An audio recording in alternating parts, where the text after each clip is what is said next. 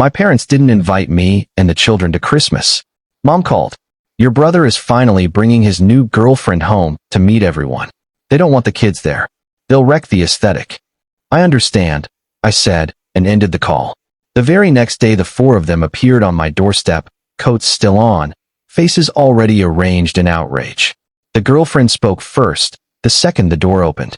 My name is Levi, 36, art director at a mid-tier agency. Single father of 2 category, 5 humans named Mia, 7, and Theo, 5. I select color palettes for brands and assemble school lunches like their pitch decks. I'm the eldest, the reliable one, the guy everyone texts at 11 p.m. with, "Can you just glance at this real quick?" And it's never quick. It was a random Tuesday in December when Mom rang, voice already in full holiday hostess gear. "We're hosting Christmas Eve," she announced. "But sweetheart, Zach is bringing his girlfriend." First impression. They want everything calm, curated. The kids are energetic. You get it, right? She's very specific. Minimal. They're shooting content. Be reasonable. The silence that followed felt solid, like glass. I watched the microwave clock blink, 7:42. Behind me, Mia's paper chain drooped across the bookshelf like cheap tinsel. Theo was passed out on the couch in dinosaur pajamas, hot chocolate mustache still intact. "I understand," I said again and hung up. I didn't sleep. I scrolled through old Christmas photos, ripped wrapping paper stuck to fuzzy socks, blurry shots of pure chaos, the kind of joy you can't stage. I thought about what I actually do for a living. Make products look flawless without faking who they are. There's a difference between editing and erasing. By morning, Dad texted, "Don't make this weird." By noon, they were all on my porch. Mom, Dad, Zach, and the girlfriend. No warning, just the doorbell and a wall of December air. Mom's mouth was a straight line. Zach looked freshly filtered. The girlfriend's beige coat was immaculate, phone already in hand. She scanned me, then the paper chain, and smiled the way people do when they're about to explain your own life to you. "So you're the one who keeps messing up the family feed." It didn't begin with Christmas. It never does. I've been the emergency contact since I was 19. When Dad's contractor skipped permits and the city fined him $6,000, I paid it. When Zach killed his first car by never checking the oil, I bought him a used Civic and pretended I wasn't still making payments when he traded it for limited edition sneakers. I built my whole career on deadlines and revisions, and somehow their crises became permanent fixtures on my calendar. When I got married, they arrived with unsolicited opinions. When I got divorced, they arrived with silence. But the kids, Mia who believes cinnamon toast counts as birthday cake, Theo who thinks socks are suggestions, those two brought me back to earth. I have them 70-30. Christmas Eve was mine this year. I'd already bought the allergy-friendly fake tree because real ones make me sneeze. Zach is 32 and professionally aspirational. He posts wrist shots of watches he can't afford and captions about 5 a.m. grind sets while someone else pays his bills. Mom calls it entrepreneurship. I designed 3 logos for his brands, built his Shopify store, removed trash bags from his girlfriend's candid street-style photos. "You're so good at this," they said. "We'll settle up once it pops." It never popped. My credit disappeared like the trash bags. Money in our family always wears camouflage. We call it helping family, just until things take off. The girlfriend, Brooke, obviously Brooke, arrived around Thanksgiving. Blonde, quiet wealth, voice like chilled almond milk. I met her once at a brunch where she arranged pancake slices into perfect triangles for Instagram and never took a bite. She runs a candle company that sells $1.89 scent called Clean. Brooke believes children should wear oat milk colors. Mia's neon unicorn hoodie is basically rebellion. Theo treats shoes as optional. My house looks lived in. Brooke called it cluttered. Zach called it off-brand. Mom called it something we should work on. When Mom delivered the verdict, no kids, perfect table, content first, I heard Brooke in the background murmuring about white linens and sticky fingerprints being unforgivable. I said, "I understand, because I've learned that if you explode in the moment, they make your anger the problem." Silence buys you time. Next morning on my porch, they looked like a crisis meeting that had learned to wear Patagonia. Mom led, "You made me feel awful last night." As if I'd keyed her car. I answered with 3 words. "That's the issue. Dad, you're so closed off. Families communicate." Zach checked his watch. "Bro, it's one night." We're trying to lock in a collab. Photographer, stylist, everything. Kid chaos kills the vibe. Just drop them at Dad's and come solo. They're my children, I said. Christmas isn't a mood board. Brooke stepped forward, pleasant as a terms of service agreement. We're building something. You're a creative. You understand cohesion. Mom finally showed her cards. Hosting is expensive. We're stretched. If you could help, say $2,000? Florals, photographer stipend, you know. There it was. How much exactly? I asked. Mom flinched at the word money. Don't be vulgar. Then Theo appeared in the hallway, bedhead like a dandelion, hugging his stuffed triceratops. Pancakes. Brooke's smile flickered. I angled my body so he couldn't see their faces. 2 minutes, buddy. He scampered off. I looked at the four of them. I'll think about it. Today would be ideal, Mom pressed. Deposits are non-refundable. I shut the door. The house immediately filled with the sound of actual life. Spoons drumming. Mia singing Jingle Bells in the wrong key. Sprinkle container being murdered. My phone lit up like a casino. Mom renamed the family chat Family Immediate, right after I paid Dad's surprise tax bill last year. Mom.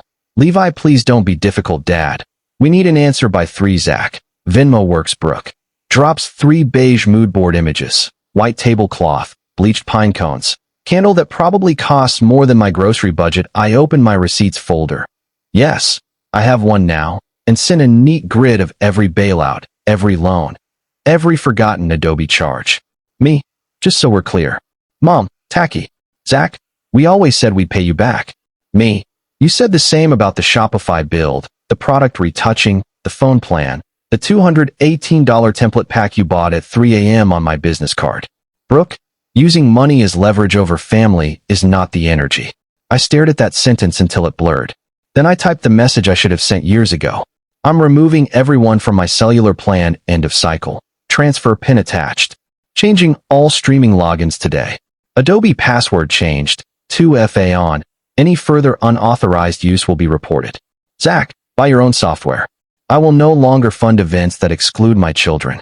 Attempt to use my cards again, and I file fraud. Send. The fallout was instant and orchestral. Dad, this is hostile. Mom, your children will hear about how you treated their grandparents. Zach, all this over $2,000. Me, over a pattern. Doorbell again.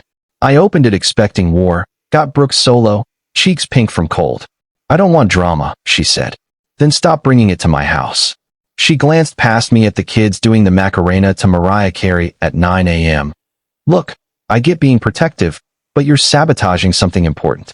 A brand wants to gift product for the shoot. They like Serene. Toddlers with syrup hands don't fit the brief. They're not toddlers. And they're not optional. She shifted.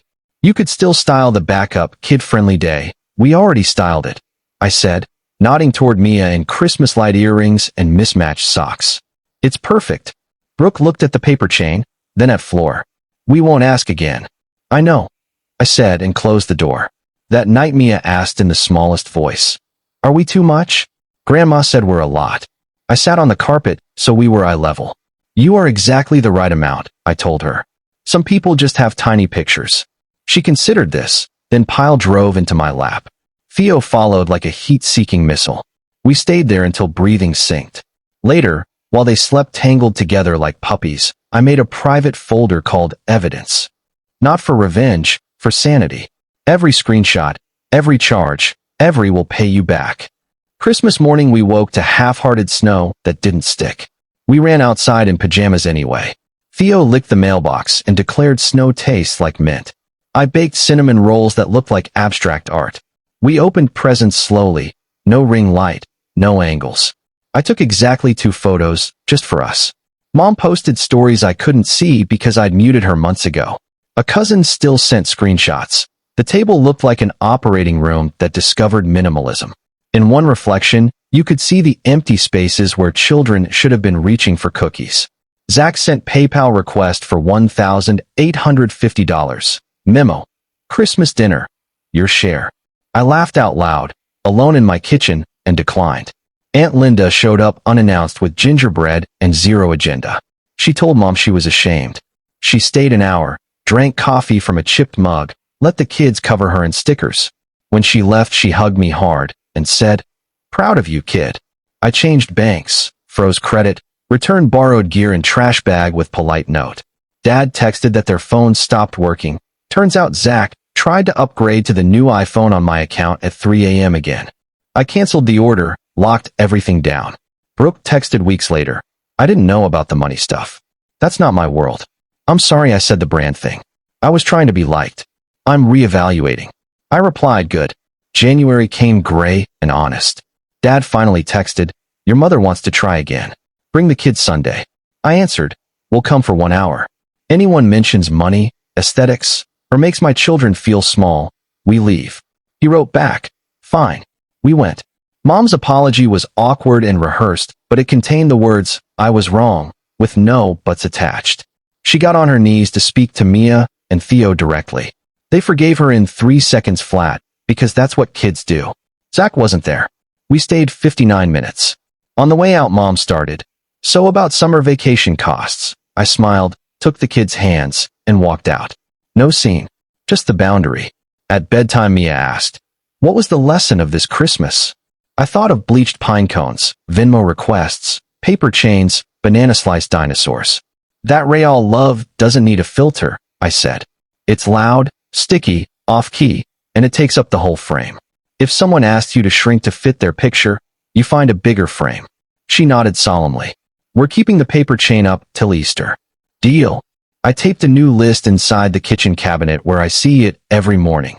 I do not pay for mistreatment. My children are non-negotiable. No is a complete sentence. Family is something you do, not something you invoice. Some mornings I still open that cabinet just to read it again. I finally believe it.